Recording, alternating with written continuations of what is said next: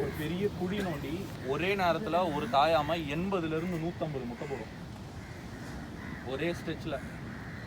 அவ்வளோ பெரிய குழி நோண்டி அத்தனை முட்டையும் போட்டு அந்த குழியை மூடிட்டு திரும்ப அந்த குழி யாருக்கும் தெரிஞ்சிடக்கூடாதுன்றதுக்காக அங்கேருந்து சிக்ஸாக்காக நடந்து ஃபேக்கான ஃபுட் மார்க்ஸ்லாம் நிறைய போட்டு யாரும் குழியை கண்டுபிடிச்சிடக்கூடாது. அப்புறம் கடலுக்குள்ளே போவோம். இங்கே என்ன பிரச்சனைனா இது வந்து 1.5 மணி நேரத்துலேருந்து 2 மணி நேரம் வரைக்கும் எடுக்கும்.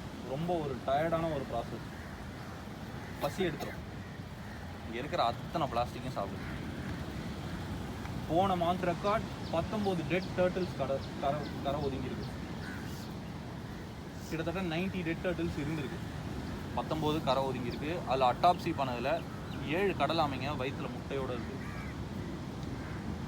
எல்லாம் செத்து போச்சு. ஒரு ஆமைக்கு ஒரு 100 முட்டைன்னு வச்சா கூட 700 முட்டை, 700 ஆமை குட்டிங்க. இவ்வளோ அளவுக்கு பலூன்ஸ் ஃபுல்லாக. நீங்கள் எல்லோரும் பீச்சுக்கு வரும்போது பலூன் சுட்டுருப்பீங்களா?